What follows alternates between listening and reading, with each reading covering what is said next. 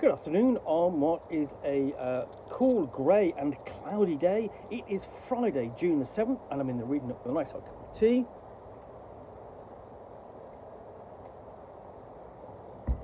And I have a box to continue unboxing. And what I'm going to pull out of here is Tales of the Old West, Quick Draw, Rules and Adventure. Say Quick Draw Rules, Tales of the Old West. It's a quick draw quick draw rules rather than quick start rules. So thematically, it's off to an interesting start. This is from Effect, and it uses the Year Zero engine, which is first seen in Mutant Year Zero, and then subsequently in role-playing games such as Tales from the Loop, Alien the role-playing game, Vason, and so on. So, Carson's Folly, New Mexico Territory, 1873. Pedro Lopez, your friend, is dead. Killed by a bear, they say, but something doesn't smell right. You and your friends are determined to discover the truth behind Pedro's fate. To honour his life of one of the last caballeros. Welcome to the Old West, where life is hard, life is short, and life doesn't owe you a goddamn thing. But you are extraordinary. Neither race not gender can limit what you can become as you pit your grit and cunning against other folk and contend with the harsh frontier. It don't matter who you are or where you came from, it's the West that makes you. So we open up the frontispiece and the Year Zero engine tabletop license and credits and content credits page, playtesters, and then we're into the contents page, and we start off with Tales of the Old West, the quick draw, explaining what it is, welcome to the Old West, a role-playing game in the Old West, and what that means.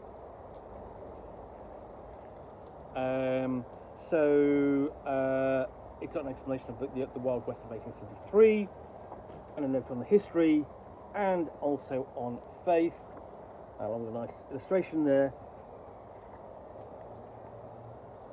And it tells you what you're going to need to play, which essentially is a set of a deck of cards, numbered 1 to 10, and also some dice, 6-sided dice, and then we get into characters of the Old West. Now, if you've played any Year Zero engine game, this is all going to be very familiar. You can have a little sort of like stats and a number of abilities or skills attached to those stats. So there's not very much to it. Quite short, simple, and clear.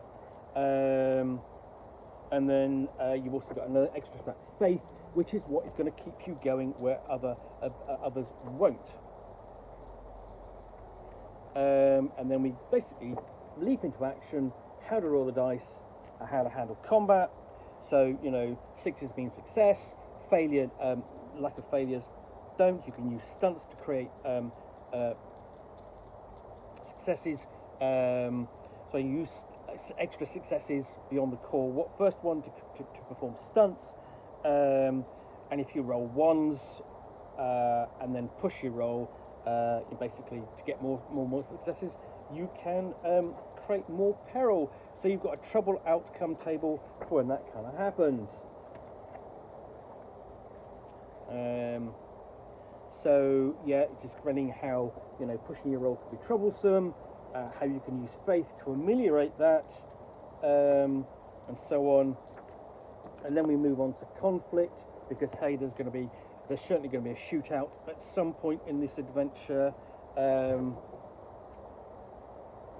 So you basically, what you can do each turn is you've got a combination of like slow actions like melee attack or first aid, persuade, and then fast actions like run, grip, drive, use item, and so on. And you basically get a slow action and a fast action per turn, that sort of thing.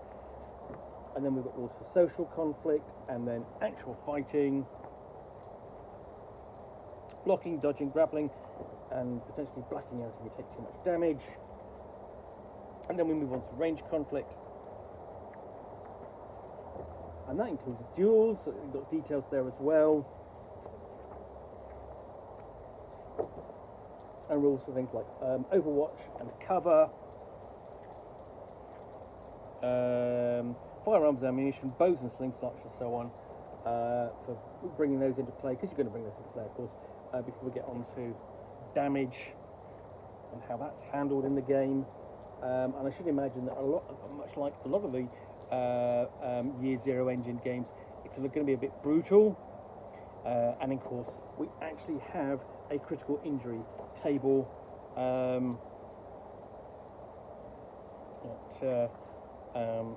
all the way from, basically it's a D66 table, so all the way up to 11, you know, basically where you twist your ankle to 66 head, terrible hit to the head. Fatal, yes, instant. Then we've got shooting iron, gear and horses. This is your equipment section. Got a list of that. Basic gear, list of weapons, and then your horses and your horse capabilities. And then that's it. That's all the rules. We're barely past the middle of the book before we're into introductory tales.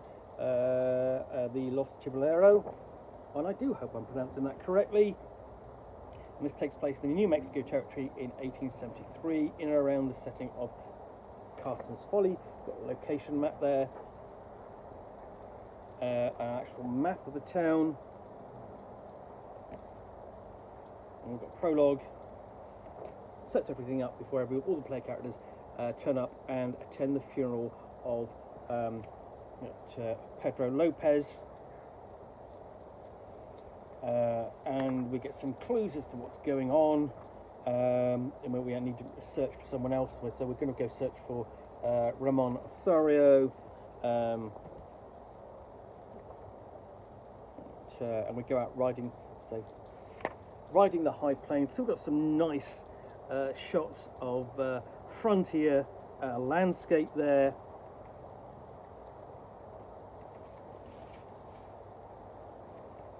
And then we've got a confrontation with the Nermanu warriors. So these are going to be the indigenous natives nearby.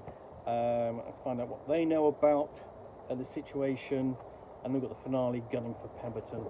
So we've got quite this scenario will probably take a session, perhaps two, but you've got a showdown happening at the Graceland Hotel, supported by the information you've got, and full stats for the bad guys.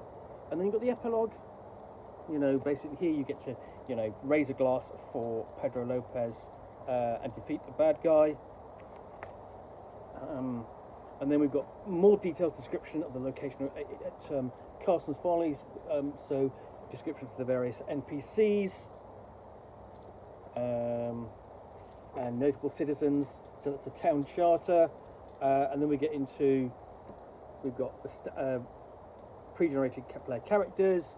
So we've got an African American trader, American settler, a grifter, Native American ranch hand, Irish settler, homesteader, Mexican tracker, and that's it. That is Tales of the Old West, the quick start. Going to give you everything you need to find out about the basics of the setting, and of course the scenario to play.